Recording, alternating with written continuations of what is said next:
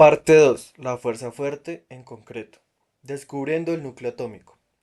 El descubrimiento clave que condujo a los modelos atómicos modernos y exitosos fue obra de Hans Geiger y Ernest Marsen en 1911. Trabajando en el laboratorio de Rutherford y siguiendo su propuesta, Geiger y Marsen estudiaron la desviación de las partículas alfa, emitidas durante la desintegración reactiva del radio, por una fina lámina de oro. Vieron algunas desviaciones muy grandes. Rutherford dijo sobre este episodio: Fue el suceso más increíble que me ha pasado en toda mi vida. Era casi tan increíble como si dispararas un obús de 15 pulgadas a un trozo de papel higiénico y el obús rebotara y te diera a ti. Al pensarlo, me di cuenta de que esa dispersión hacia atrás debía resultar de una sola colisión. Y al hacer los cálculos, vi que era imposible obtener algo de ese orden de magnitud, a menos que tuvieras un sistema en el que casi toda la masa del átomo estuviera concentrada en un núcleo diminuto.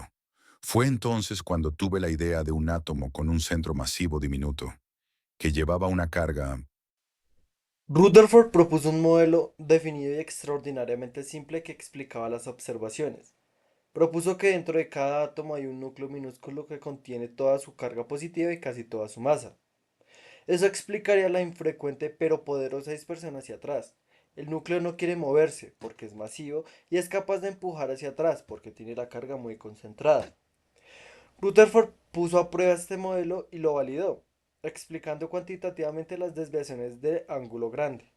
El resto del átomo, según Rutherford, consiste en electrones mucho más ligeros y cargados negativamente, que están dispersos de algún modo por un volumen mucho mayor. Este fue un resultado histórico. Mostró que la tarea de entender la estructura atómica de la materia podía dividirse oportunamente en dos tareas.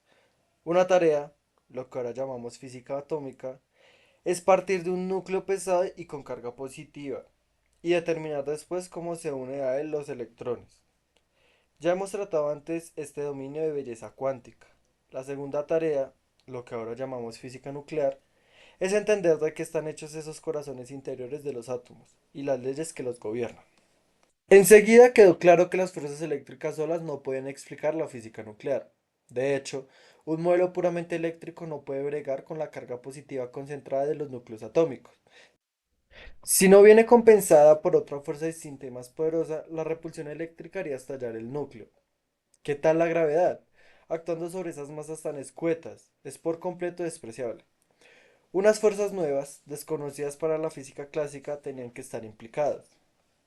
La física nuclear plantea dos desafíos, uno existencial y otro dinámico. El desafío existencial es identificar los ingredientes del núcleo y el dinámico es entender las fuerzas que esos ingredientes ejercen entre sí. El censo de un ingrediente se estableció en pocos años y de manera bastante simple. Un ingrediente era más o menos obvio. El núcleo de hidrógeno es estable y, aparentemente, indivisible, y lleva una unidad positiva de carga eléctrica. Es lo más ligero que todos los núcleos, y otros núcleos ligeros tienen masas que se aproximan a múltiplos enteros de masa. Así que el protón, llamado así por Rutherford, es un ingrediente. Un segundo ingrediente fue descubierto por James Chadwick en 1932. El neutrón es una partícula eléctricamente neutra y solo ligeramente más pesada que el protón. Su descubrimiento condujo a una imagen simple pero muy útil de los núcleos atómicos, que los núcleos son colecciones de protones y neutrones, enlazados entre sí. Los neutrones aislados son inestables, pero uniéndose con otros neutrones y con protones, los neutrones se vuelven estables dentro de los núcleos atómicos. Con esa imagen, muchos hechos observados encajaron en su sitio. Por ejemplo, los núcleos de los diferentes elementos químicos difieren solo en el número de protones que contienen, porque ese número determina la carga eléctrica del núcleo, que controla su interacción con los electrones circundantes del átomo, que a su vez gobiernan su química. Distintos números de protones nucleares nos dan átomos de distintos elementos químicos. Con los neutrones como un segundo jugador, resolvemos el rompecabezas de los isótopos. Los átomos que presentan núcleos isotópicos tienen las mismas propiedades químicas, pero difieren en masa. Su núcleo contiene el mismo número de protones, pero distinto número de neutrones.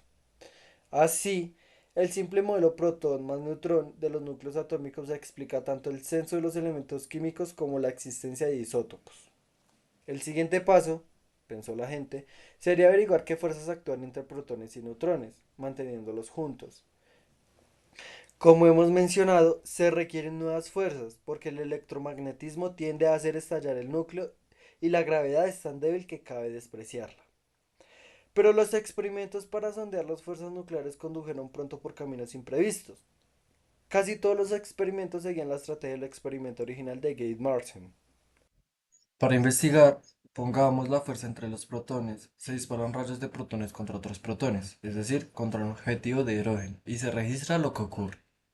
Observando las desviaciones desde distintos ángulos, uno puede tratar de inferir la fuerza responsable. El análisis se enriquece utilizando rayos de protones de distinta energía y con los protones girando en distintas direcciones.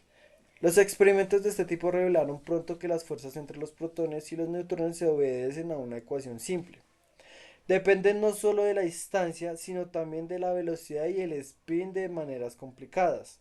De modo más profundo, los experimentos enseguida socavaron la esperanza de nuestra pregunta, de que los protones y los neutrones fueran partículas simples, o de que alguna hermosa fuerza, en el sentido tradicional de esa palabra, pudiera hacer justicia a la realidad de su interacción.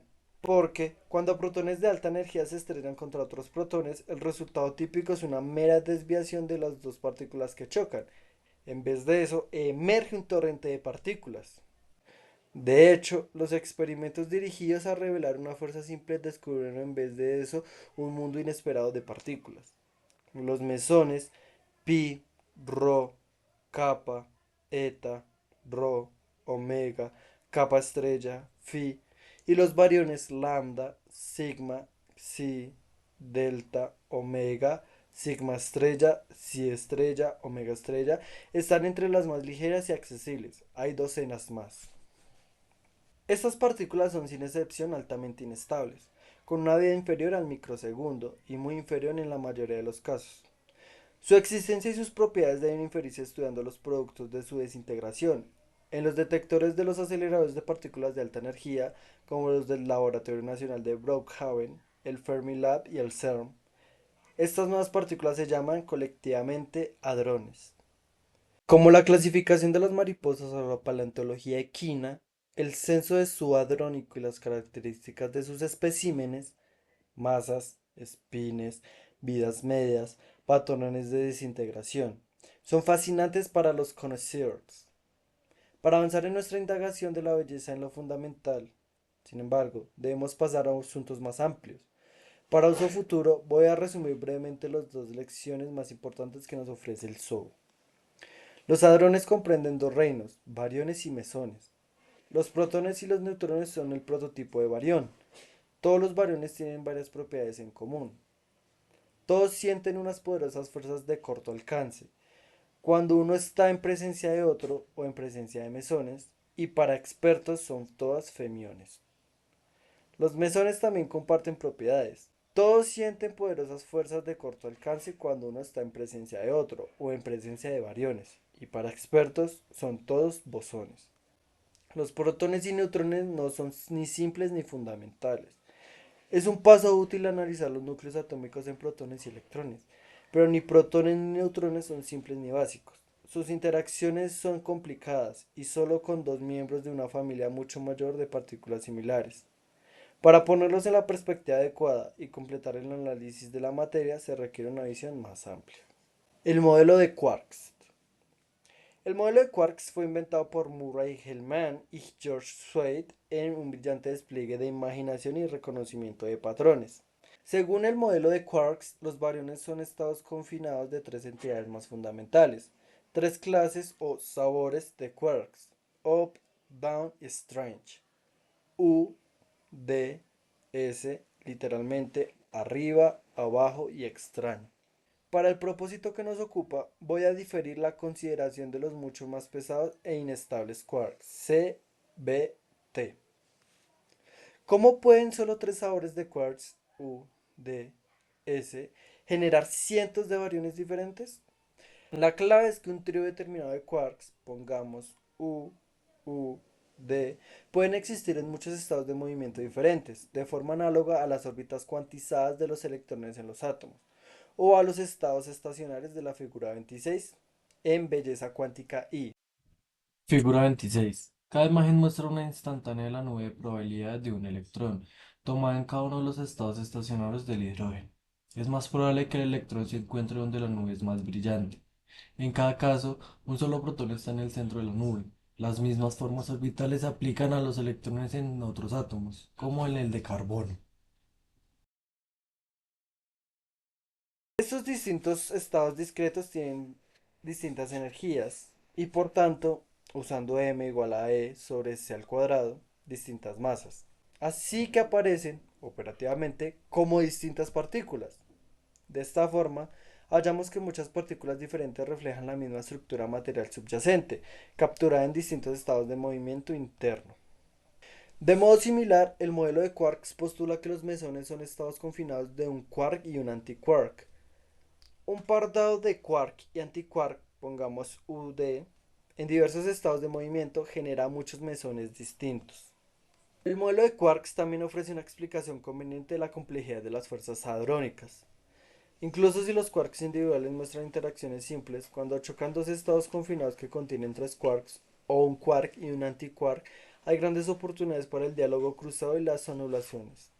De hecho, esa es también la razón de que la química ordinaria, basada en las interacciones entre átomos, emerge en toda su complejidad y exuberancia a partir de unas fuerzas subyacentes que, entre electrones individuales, son extremadamente simples. El modelo de quarks fue un paso de gigante para organizar el zoo de hadrones. Aporta una imagen de los hadrones análoga en su poder explicativo al modelo del átomo de Bohr. Pero el modelo de quarks también sufre las limitaciones del modelo de Bohr. Aunque correcto en espíritu e históricamente importante, el modelo de quarks está lógicamente incompleto y es solo semi-matemático. También se enfrenta a un gran problema, como trataremos a continuación. El modelo de quarks ofrece una exitosa explicación descriptiva de muchas características de los protones, neutrones y sus parientes hadrones, pero postulaba para los quarks unas propiedades muy extrañas. Quizás la más extravagante de ellas sea el confinamiento, como expone de manera cómica la caricatura de la lámina de MM, tomada de un póster que conmemoraba mi premio Nobel. Se supone que los quarks son los bloques de construcción de los protones, pero a pesar de los grandes esfuerzos no se detectó jamás ninguna partícula individual con las propiedades de los quarks, como tener una fracción de 2/3 o menos un tercio de la carga eléctrica del protón. Así que los quarks en grupos de 3 podían formar protones, donde las fuerzas entre ellos parecían modestas. Pero, por alguna razón, jamás pueden escapar, están confinados. Para explicar este comportamiento parece que necesitamos alguna fuerza tipo muelle o banda de goma, entre los quarks que tira más fuerte a medida que el muelle o la banda de goma se estiran a lo largo de una distancia creciente.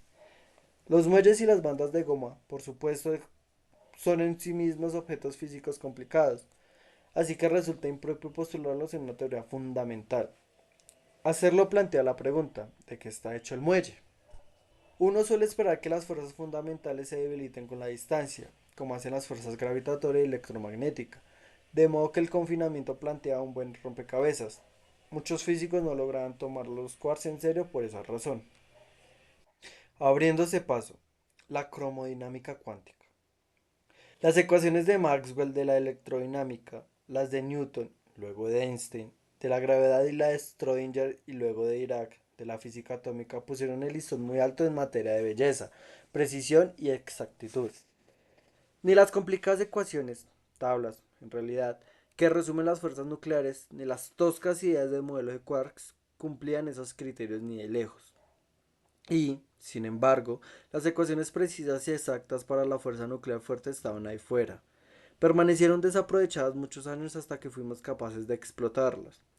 Son ecuaciones que desarrollan las ecuaciones de Maxwell y consuman la visión que hemos esbozado en la primera parte de este capítulo. Casi 20 años pasaron entre la formulación de las ecuaciones por Young y Mills y la emergencia de la cromodinámica cuántica como su encarnación en la realidad. La historia es un ejemplo deslumbrante de Ideal, entonces real. En el dominio de la interacción fuerte, no hay menor duda de que la respuesta a nuestra pregunta, ¿encarna el mundo ideas bellas? Es simplemente sí. Maxwell con anabolizantes. La cromodinámica cuántica QCD por Quantum Chromodynamics utiliza ideas y ecuaciones que suponen una grandiosa generalización de las ecuaciones de Maxwell del electromagnetismo. expandidas para tener incluso más simetría. Me gusta decir que la QCD es como la QED, electrodinámica cuántica, con anabolizantes. La, la QED se ocupa de una clase de carga, la carga eléctrica. La carga eléctrica puede venir de unidades positivas, como los protones, o en unidades negativas, como los electrones. Pero en ambos casos los codificamos usando un solo número, positivo o negativo. Aquí CD, en contraste, contiene tres clases de carga. Se llaman, por ninguna razón sólida, colores, digamos rojo, verde y azul, para ser concretos. La QED presenta una partícula medidora de fuerza, el fotón que responde a la carga eléctrica. La QCD, en contraste, contiene 8 partículas medidoras de fuerza, llamadas gluones de color. Dos de ellos, como el fotón, responden a la carga de color. ¿Por qué no tres? Veas el siguiente párrafo. Los otros seis medían las transformaciones de un color en otro, así que hay un gluón que transforma una unidad de carga roja en una unidad de carga verde, otro que transforma una unidad de carga verde en una unidad de carga azul, y así sucesivamente. La regla de blanqueado es un hermoso rasgo de la QCD que es físicamente importante. Bastante fácil de exponer y muy fácil de demostrar matemáticamente, aunque difícil de justificar de manera intuitiva. Al menos yo no he encontrado una forma de hacerlo.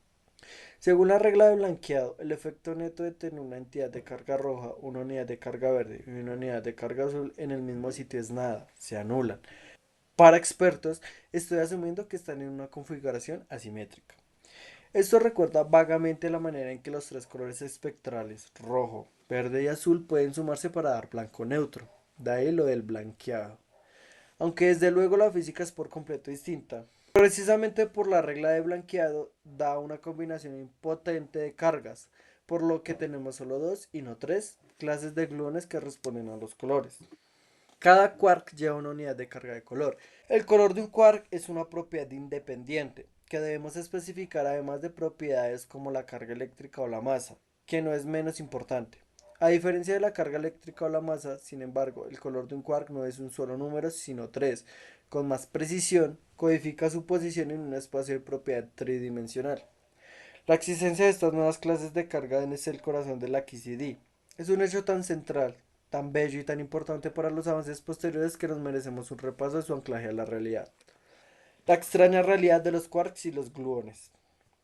Los quarks se vieron por primera vez en experimentos realizados por Jerome Friedman, Henry Kendall y Richard Taylor en el acelerador lineal de Stanford a finales de los años 60. En esencia, tomaron instantáneas del interior de los protones. Usando fotones virtuales de muy alta energía, pudieron resolver unas distancias y unos tiempos muy pequeños. Esas instantáneas resultaron muy reveladoras. Tres revelaciones, en concreto, destacan en retrospectiva. Los protones contienen quarks.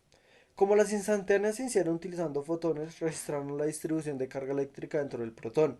Mostraron que la carga eléctrica no es difusa, sino que está concentrada en estructuras muy pequeñas parecidas a puntos. El asombroso descubrimiento de Rutherford y George Martian regresa, pero ahora es en el interior del protón, en un lugar interior del átomo. La cantidad de cargas en esas estructuras parecidas a puntos y otras propiedades coincidían con las predicciones derivadas del modelo de quarks. Dentro de los protones, los quarks están casi libres. La mayoría de las instantáneas muestran tres quarks y nada más, y la posición de cada quark es casi independiente a la posición de los otros. Eso indica que, dentro del protón, la fuerza entre los quarks es lánguida. Por otro lado, muchos otros experimentos habían indicado que los quarks nunca escapan de los protones como partículas individuales. Así que necesitamos una fuerza que sea relativamente débil a distancias cortas, pero se vuelva poderosa a largas distancias. Esa paradoja central de la dinámica y la interacción fuerte que ya hemos mencionado antes se graba aquí con nitidez.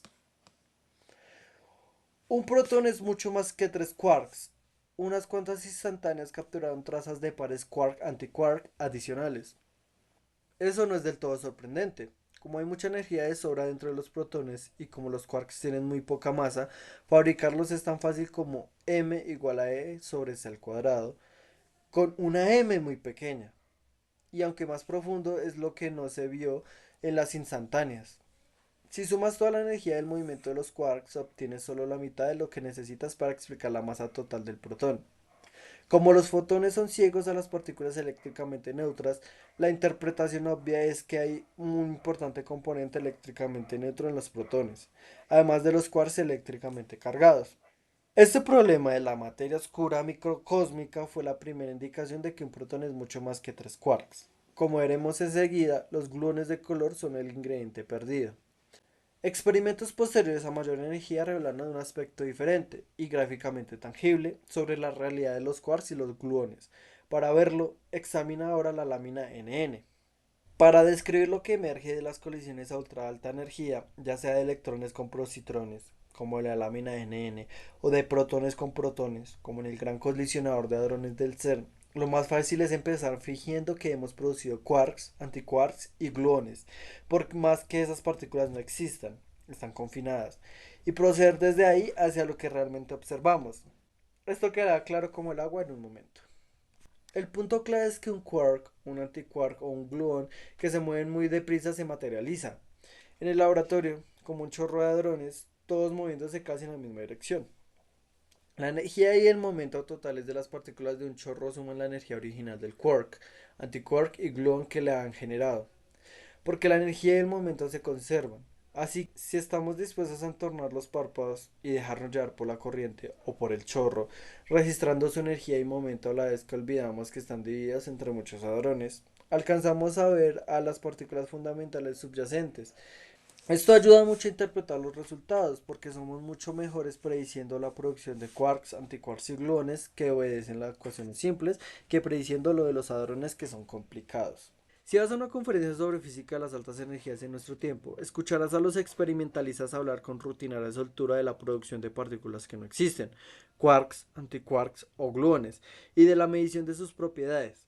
Se ha convertido en el lenguaje convencional del campo, lo que quiere decir, desde luego, es que han observado los chorros correspondientes. De esta manera, el ideal matemático se vuelve gratificantemente real. Pegamento de sí mismo. La luz pasa libremente a través de la luz. De no ser así, los mensajes visuales que recibimos del mundo serán revueltos por la dispersión de los rayos y serían mucho más complicados de interpretar. En la QED, este hecho básico tiene todo el sentido. Los fotones responden a la carga eléctrica, pero ellos mismos son eléctricamente neutros. La diferencia cualitativa más radical entre la QCD y la QED es que, a diferencia de los fotones, los gluones de color interactúan entre sí. Consideremos, por ejemplo, el gluón de color que transforma una unidad de carga roja a una unidad de carga azul. Vamos a llamarlo R barra B. Cuando ese gluón es absorbido por otra cosa, la carga roja total de la cosa se reduce en una unidad y su carga azul total asciende a una unidad. Como esas cargas se conservan, concluimos que R barra B, considerado como una partícula, tiene menos una unidad de carga roja y más una unidad de carga azul. Por tanto, no es neutra. Otros gluones que cambian no responden a la carga roja o azul interactuarán con R barra B y lo mismo para los demás. Los ocho gluones de color forman un complejo de partículas mutuamente interactivas. Si pasamos de esos cuantos a los campos que generan, las interacciones tienen un efecto radical. Las líneas de fuerza de los gluones se atraen entre sí. Los campos, en lugar de extender su influencia por el espacio de manera regular, se concentran en tubos. Observa la lámina OO y compárala con la figura 20. Lámina OO. Las líneas de fuerza, en el sentido de Faraday, que conectan un quark y un antiquark forman un tubo estrecho. Este tubo representa un flujo de campo eléctrico de color que fluye entre el quark fuente y el antiquark sumidero. Como los gluones que componen los campos eléctricos de color son autopegajosos, se reúnen en haces. Este fenómeno es la clave del confinamiento de los quarks. Figura 20. Las líneas de fuerza de Faraday hechas visibles.